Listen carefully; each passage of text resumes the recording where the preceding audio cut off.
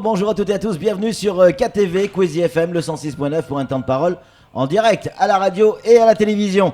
On va parler évidemment législative ce matin, comme on le fait tous les matins, et on le fera jusqu'à la fin de cette campagne version 2017. Sur ce plateau, on accueille ce matin Mikiladi Nzakou, il est avec nous. Il est candidat pour la circonscription 2. Il représente un parti politique, les Républicains populaires. Alors tout le monde le connaît un peu plus avec son étiquette de président de la Dure, mais aujourd'hui c'est un homme politique qui est avec nous sur ce plateau. Mais qui l'a dit bonjour. Bonjour Patrick, bonjour à tous les Mahorais et Mahoraises. Merci d'être avec nous. Vous avez décidé de franchir le pas, de faire le pas, d'entrer en politique, d'être candidat aux législatives 2017 pour la circonscription 2. Qu'est-ce qui vous a... Quel a été le déclic? Qu'est-ce qui a fait que vous vous êtes dit un matin, j'y vais? Tout d'abord, en fait, il faut savoir que ça fait déjà une dizaine d'années. On voit en fait le pays, comment en fait il est en train de chuter, oui, au niveau sécuritaire, au niveau... En fait, en tout. On s'aperçoit que le pays va mal, la population souffre, nos élus ne convainquent plus. Donc, au vu de mes engagements au quotidien, au vu de tout ce que les gens me connaissent, je pense que j'ai des atouts à faire valoir et à mettre au service de notre population. Ça ne répond pas tout à fait à la question. Il y a un élément qui a fait que vous avez décidé d'y aller? L'élément qui a fait que j'ai décidé d'y aller, c'est que, comme je l'ai cité là, il y a pas mal de choses qui font que le pays souffre. Et les gens me connaissent que j'ai des engagements politiques. Oui. J'ai toujours milité au sein des LR, comme les gens me connaissent. Et depuis un certain nombre d'années, tout le monde sait que dans le groupe LR, il y a énormément de soucis de fonctionnement. Et puis, donc, il y a des choses qui ont fait que nous avons créé notre parti, les Républicains populaires. Et cela, en fait, ça décline de toutes ces situations-là qui a fait que je suis aujourd'hui candidat aux législatifs. Alors, pour ceux qui ne vous connaissent pas bien, il n'y en a pas beaucoup à Mayotte, vous êtes un homme de droite. Oui, et je l'assume en fait, que j'ai des convictions de droite. Oui. Mais à Mayotte aussi, comme les gens connaissent qu'il y a les partis, il y a d'autres partis en fait, parce que au niveau... Pour les gens qui me connaissent, je suis quelqu'un issu d'une famille des deux mélanges. En fait, à Mayotte, il y a toujours eu le combat MPM, maintenant MDM et les RPR. Donc, je suis issu de ces deux familles. Donc, au niveau de ce nouveau parti, les Républicains populaires, ce n'est pas un parti qui est juste au niveau de la droite, mais c'est un parti qui regroupe la droite et le centre. Ah, d'accord. Donc, voilà. Si demain vous êtes élu, vous allez vous asseoir où dans l'hémicycle? Côté républicain, côté LR, côté En Marche, à gauche, j'y crois pas trop, mais est-ce que vous pouvez vous asseoir à la table de la majorité présidentielle? Par rapport à cette question-là, nous, d'un autre côté, il n'y a pas de souci du tout parce que Mayotte n'a pas le temps de rester dans l'opposition. Ouais. Donc, au niveau des législatives, si ce sont les LR qui ont la majorité, ouais, donc c'est automatiquement, je serai avec les LR, mais en même temps, en fait, je serai dans la majorité présidentielle.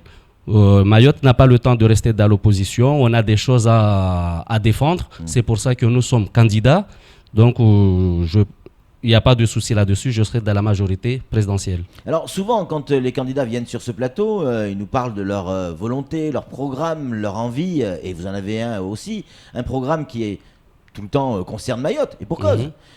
Sauf qu'il s'agit quand même d'une élection nationale. C'est pas que pour... c'est pas l'élection du président du conseil départemental. C'est une élection nationale. Député, c'est avec d'autres députés en métropole pour voter des lois. Est-ce que les gens ne se trompent pas de campagne ? Non. Je pense que les gens ne se trompent pas du tout de campagne. Parce que, en fait, le programme, il est fait par rapport aux gens qui vont nous élire. Oui. Mais puisqu'on est candidat aux législatives, nous sommes très bien conscients en fait du rôle de député, sinon on ne serait pas là pour en parler. Mais les programmes en général, ils sont déclinés de manière à cibler la problématique locale qu'un député peut impulser au niveau national pour que ça avance sur le territoire. Donc faire du lobbying à Paris. Voilà, faire du lobbying à Ça veut Paris. dire qu'il faut quand même un bon carnet d'adresses à Paris, quoi.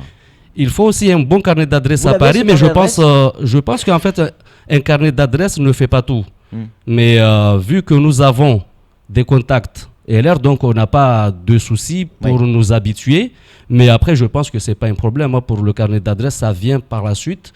Et les contacts que nous avons actuellement, ce n'est pas des contacts qui sont perdus, mais ce sont des gens que nous connaissons toujours. Et le contact se fera au fur et à mesure. Je pense qu'il y a eu des gens qui avaient des bons carnets d'adresse là-bas et qui ont fait des résultats qui ne sont pas tout à fait à la hauteur par rapport à ce que la population attend. Si demain vous êtes élu, bon, je dis demain, c'est dans l'avenir, hein, c'est une manière de parler. Si demain vous êtes élu, quel est le premier dossier sur lequel vous allez travailler, celui qui, dans votre programme, vous semble le plus important? Pour en choisir, parce que tous les points que j'ai dedans, ce sont des points très importants. Mais comme vous me demandez de choisir, le premier point que j'ai classé dans mon programme fera partie du premier point que je m'acharnerai pour que ça arrive. Parce que, comme je l'ai dit dans mon programme, là, en fait, le premier point, c'est avoir un vrai département région d'outre-mer pour Mayotte. Nos parents ont milité pour Mayotte département, Mayotte français. Et on s'aperçoit que le projet n'est pas complètement abouti. Donc c'est pour ça qu'il y a tout un tas de soucis sur le pays, parce que le projet n'est pas encore abouti. C'est pour ça qu'on fonctionne toujours sur des spécificités. Donc il faudrait arriver à aboutir ce projet. Donc ça veut dire finir la construction du département? Voilà. Alors il y a des gens qui sont déçus du département, et il y en a de plus en plus qui sont venus sur ce plateau, qui l'ont dit clairement. Vous êtes en campagne, donc vous tournez, vous discutez avec les gens. Il y a des gens qui sont déçus de cette notion de département, et pourtant, comme vous le disiez très justement, vos parents se sont battus pour ce département. Comment on peut expliquer cet échec, si c'en est un? Moi, je pense que ce n'est pas un échec. Nos parents se sont battus pour cela. On y est presque arrivé. Il est vrai qu'il n'est pas complet, il est à construire. Donc, il va falloir se battre pour qu'on y arrive complètement. Parce que si on regarde l'évolution de la société, on voit le renouvellement de la population. Et ça, on ne va pas se le cacher, la population est en train d'être renouvelée. Et si on suit cette ligne, on n'aura plus la même vision qu'avaient nos parents. Donc, c'est pour cela qu'on n'a pas le temps d'aboutir avec des pactes consécutifs.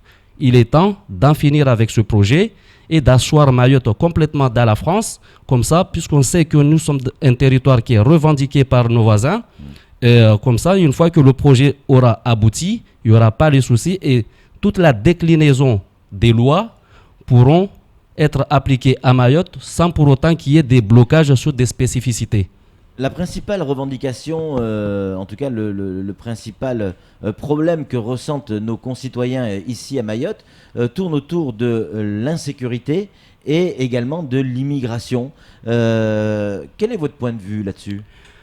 Au niveau de l'immigration, pour nous, en fait, dans notre programme, il est nécessaire d'avoir un système de quotas par rapport aux entrées.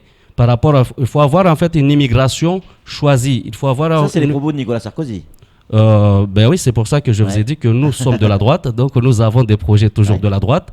Il y a des sujets en fait qui reviendront. Mais dans mon programme, en fait, il y a, comme je l'ai dit là tout à l'heure, qu'il y a 11 points.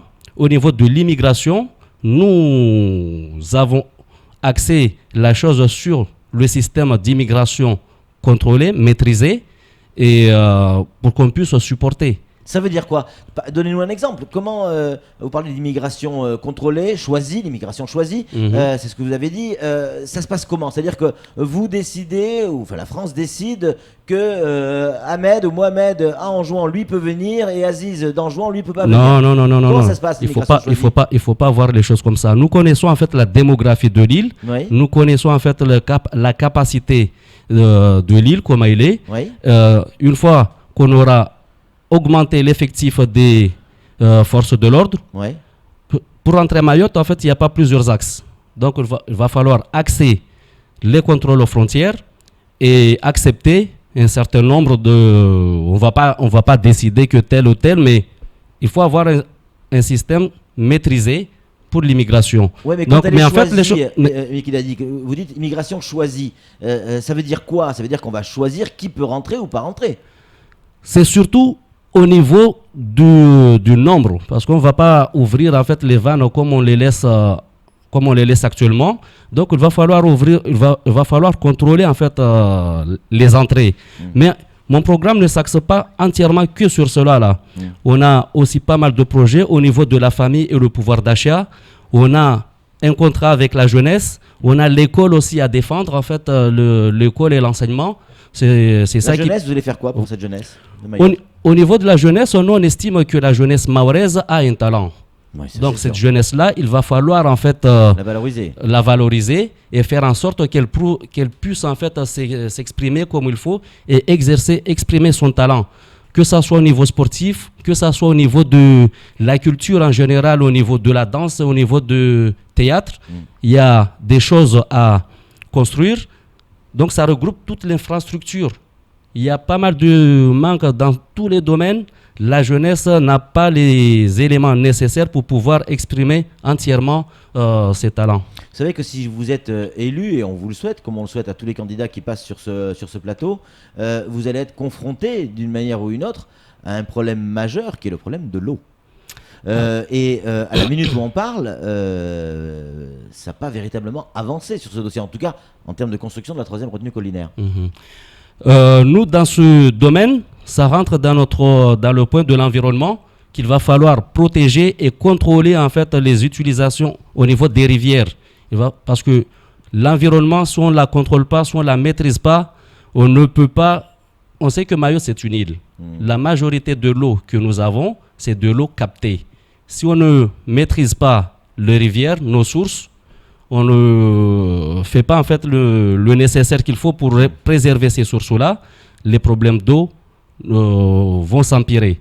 Donc c'est pour cela que nous avons un axe sur cette partie-là, de contrôler, de vérifier et de surveiller les sources d'eau, les points d'eau. Il va falloir les maîtriser et toujours, il ne faut pas oublier la construction du 3e retenue. Vous savez où on en est de cette 3e retenue collinaire?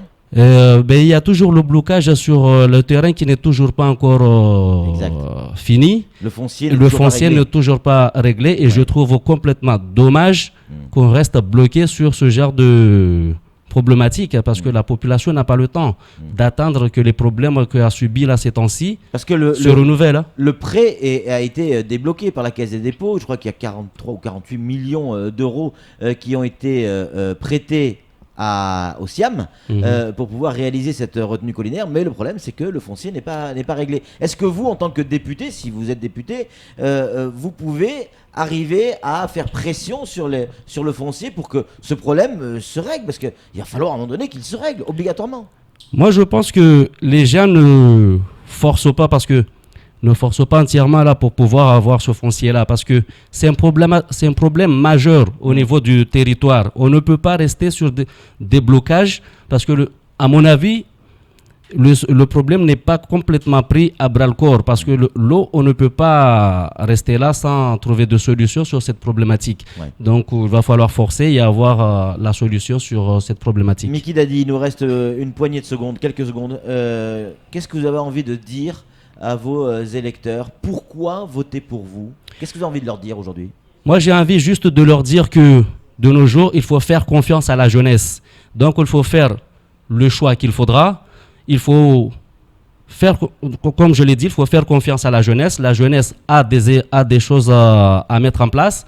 Il ne faut pas dire que il faut prendre des gens d'expérience alors que nous savons très bien que l'expérience qu'ils ont n'a pas tout à fait convaincu. Donc il faut de la transparence au niveau des politiques. Donc j'appelle à tout le monde de voter le 11 juin et le 18 juin à la candidature de Mikida Di et de Madame Farianti Mdala pour construire un vrai département région pour Mayotte. Mikida Di, merci beaucoup d'être venu sur ce plateau et d'avoir répondu à nos questions. C'était un plaisir de vous recevoir. Allez, c'est tout pour ce temps de parole. Tout de suite, merci. La suite de nos programmes.